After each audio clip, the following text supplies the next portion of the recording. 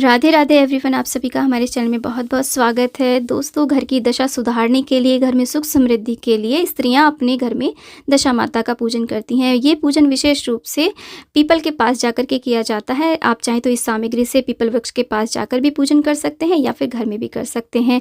तो आज की इस वीडियो में हम जानेंगे दशा माता के पूजन में किस किस हमें सामग्री की आवश्यकता होती है। तो ये जो पूजन है ये चैत्र मास के कृष्ण पक्ष की दशमी तिथि को किया जाता है। तो देखिए, यहाँ पर हम मौली लपेट करके सुपारी के ऊपर गणेश जी बना लेंगे। आप चाहें तो गणेश जी की फ़ोटो या प्रतिमा भी ले सकते हैं, क्योंकि सभी पूजन में हमें गणेश जी की आवश्यकता होती है। और इसके साथ में देखिए, एक विशेष दीपक बनाना होता है। देसी घी का लंबी बाती का दीपक बनाते हैं। इसमें 2 बातियां लगाई जाती हैं। साथ में आप धूप ले लें। देखिए, अगर आप गणेश जी की स्थापना नहीं करना चाहते हैं तो आप उनका ध्यान करके भी इस पूजन को कर सकते हैं। साथ में कुछ अक्षत ले लेंगे, क्योंकि सभी पूजा में हमें साबुत चावलों की आवश्यकता होती है।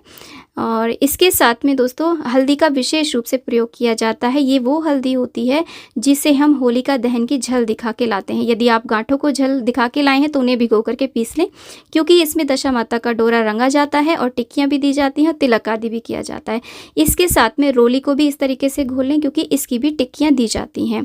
और साथ में मेहंदी की भी टिक्कियाँ दी जाती हैं। तो आप कोशिश करके केमिकल वाली मेहंदी पूजा में बिल्कुल प्रयोग ना करें। सूखी हल्दी को इस तरीके से घोल लें और उसकी टिक्कियाँ दें। अगर आपके यहाँ पर काजल की भी टिक्कियाँ दी जाती हैं तो आप काजल भी ले सकते हैं इस पूजन में।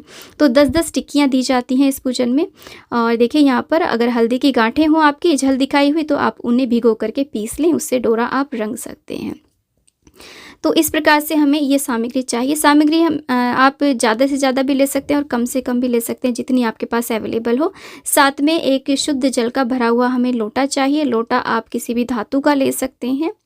दोस्तों, वैसे इस व्रत पूजन का जो स्टार्टिंग है वो होलिका दहन के अगले दिन से ही हो जाती है, यानी कि 10 दिन का ये पर्व होता है, लेकिन मुख्य पूजा दशमी के दिन ही होती है।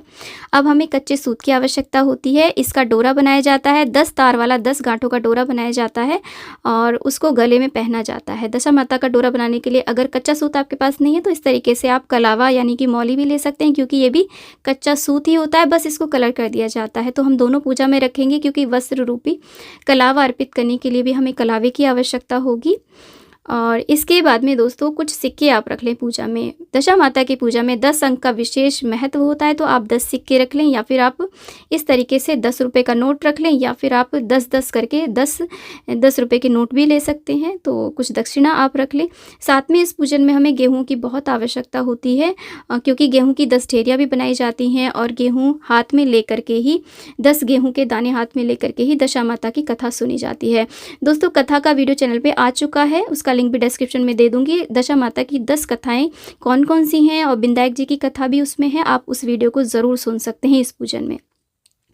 और इसके साथ में गेहूं से बने हुए पकवान लिए जाते हैं। आप 10 पूड़े ले सकते हैं, 10 पूड़ियाँ, और उसके ऊपर 10 चम्मच गेहूं के आटे का हलवा उस पर रख लें, या फिर 10 मीठे रोट ले सकते हैं। इस व्रत में नमक नहीं खाया जाता, इसलिए गेहूं के का ही सेवन किया जाता है विशेष रूप से। तो आप गेहूं से बने पकवान ले लें। और इसके बाद में दोस्तों, यहाँ पर देखिए, गेहूँ के आटा और गुड़, इसको चींटियों के लिए भोग निकाला जाता है, तो इसे भी आप पूजा में ज़रूर रखें।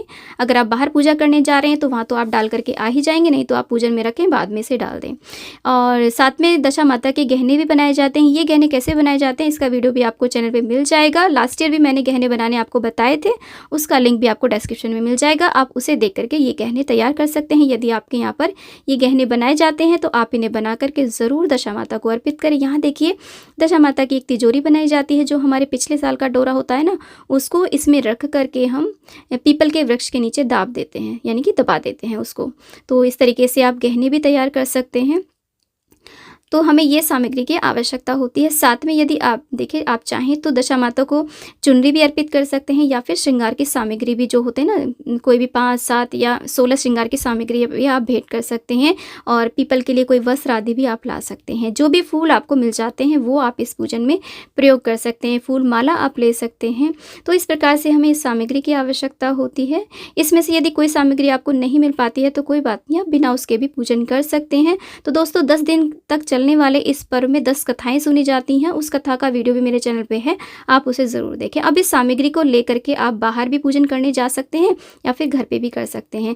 दोस्तों, यदि आपके पास दशा माता की फ़ोटो प्रतिमा नहीं है और आप घर पे पूजन कर रहे हैं, तो इस प्रकार से 5 पत्ते आप 5 या 7 पत्ते आप पीपल के लें। उनमें से एक पत्ते के ऊपर आप हल्दी से या फिर चंदन से दशा माता का चित्र बना करके और उसका आप पूजन कर सकते हैं। तो ये सामग्री हमें चाहिए। दोस्तों, अगर आप बाहर पूजन करने नहीं जा रहे हैं तो आप घर पर भी नर्सरी से पीपल का पौधा ला करके गमले में लगा करके उसका पूरे विधि विधान से पूजन कर सकते हैं, फेरियां कर सकते हैं और उसके बाद में उस पौधे को किसी मैदान में किसी बड़े स्थान पे लगा सकते हैं या किसी को दान में भी दे सकते हैं ताकि वो बहुत बड़ा वृक्ष बन सके, क्योंकि गमले में पीपल के पौधे को ज़्यादा दिन तक नहीं रखना चाहिए। तो आई होप वीडियो आपको यूज़फुल रहा होगा। वीडियो अच्छा लगा है तो इसे लाइक करें, चैनल को सब्सक्राइब करें और वीडियो को ज़्यादा शेयर करें और कमेंट बॉक्स में दशा माता की जय अवश्य लिखें। दोस्तों, जय हो दशा मैया की।